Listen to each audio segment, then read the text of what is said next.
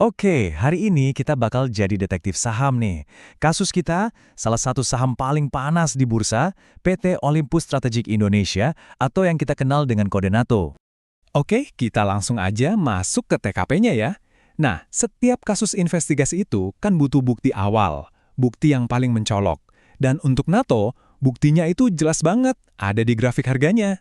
Coba lihat ini, dalam setahun aja harganya terbang lebih dari 284%. Gila kan? Angka segini ini udah pasti bikin semua orang di pasar modal noleh. Apalagi kalau kita bandingin sama emiten sejenis, performanya ini jauh banget di atas rata-rata.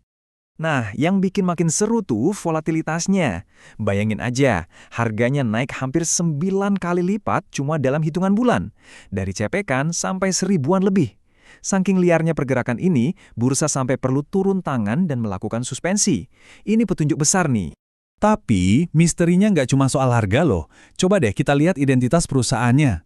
Sejak 2015, perusahaan ini udah ganti nama 4 kali.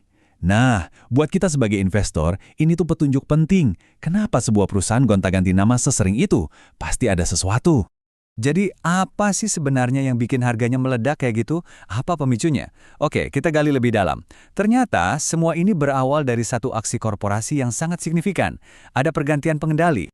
Nah, ini dia titik baliknya. Catat tanggalnya, Desember tahun 2025. Muncul pemain baru, PT Mercury Strategic Indonesia, yang langsung sikat 26,87% saham.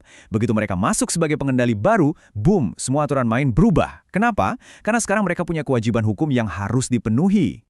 Dan kewajiban inilah yang membawa kita ke salah satu bagian paling aneh dalam kasus ini, yaitu Mandatory Tender Offer, atau biasa disingkat MTO. Jadi gini, aturannya itu jelas. Kalau ada pengendali baru masuk, dia wajib nawarin buat beli sisa saham publik lainnya. Ini namanya penawaran tender wajib. Nah, untuk kasus NATO ini, harga penawarannya dipatok di Rp183 per saham. Tapi tunggu dulu, disinilah letak kejanggalannya. Ini yang perlu kita cermati baik-baik sebagai investor. Harganya ditawar di 183 perak, padahal di pasar harganya lagi jalan di sekitar 650 perak. Loh, siapa coba yang mau jual di harga segitu? Jual rugi dong namanya. Aneh kan? Nah, ini pelajaran penting banget buat kita semua dalam membaca aksi korporasi. Kalau ada MTO yang harganya jauh di bawah harga pasar, itu sebetulnya bukan penawaran serius, itu cuma sinyal. Sinyal apa? Sinyal bahwa si pengendali baru ini nggak ada niat buat bikin perusahaan jadi go private. Mereka cuma gugurin kewajiban aja, sambil siap-siap buat langkah strategi selanjutnya. Dan hasilnya, ya udah ketebak, nol besar. Nggak ada satupun investor retail yang ngejual sahamnya. Jadi bisa dibilang MTO ini sukses sebagai formalitas belaka, bukan buat akuisisi beneran. Oke, jadi kendali sudah di tangan. Formalitas MTO sudah beres, terus apa?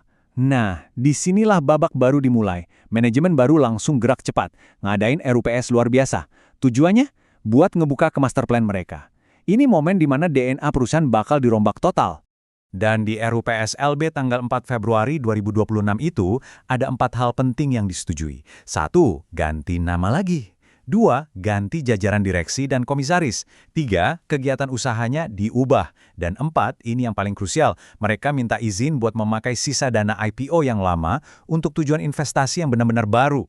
Sip, fondasi baru udah dibangun. Nah, sekarang kita sampai ke pertanyaan paling penting buat investor. Terus, gimana pasar menilai perusahaan dengan wajah baru ini? Berapa harganya? Yuk, kita bedah valuasinya.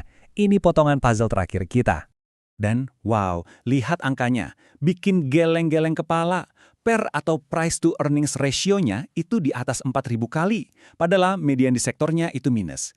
Gampangnya, investor rela bayar mahal banget untuk laba yang masih kecil. Begitu juga PBV-nya, price to book value udah 6,25 kali. Artinya, harga sahamnya itu 6 kali lipat lebih dari nilai buku asetnya. Premium banget. Jadi, apa artinya semua ini? Ini artinya pasar udah nggak ngelihat NATO sebagai perusahaan hotel lagi. Sama sekali. Pasar itu lagi beli mimpi, beli cerita masa depan. Investor itu bertaruh pada kemampuan manajemen baru buat masukin aset-aset atau bisnis-bisnis baru yang wah ke dalam perusahaan ini. Jadi valuasinya ini murni soal ekspektasi, bukan cerminan bisnisnya yang sekarang. Oke, ceritanya udah kebentuk, panggungnya udah disiapin. Pertanyaannya sekarang, sebagai investor yang cermat, apa yang harus kita pantau dari sini? Ini dia, catat ya, PR buat kita semua yang ngikutin saham ini. Ada 3 hal utama. Pertama, kita harus tunggu. Aset apa yang bakal dimasukin atau diinjeksi ke NATO? Ini soal sumber pendapatan baru. Kedua, bisnis hotelnya yang lama gimana nasibnya? Apa bakal diperbaiki? Dan ketiga, perhatiin soal kebijakan dividen. Kalau sampai bagi dividen, itu sinyal besar. Pada akhirnya, semua investigasi ini mengerucut ke satu pertanyaan besar buat kita. Apakah harga yang selangit sekarang ini memang cerminan dari calon raksasa bisnis di masa depan? Atau ini cuma gelembung spekulasi yang bisa pecah kapan aja? Nah, cuma waktu yang bisa menjawab pertanyaan itu.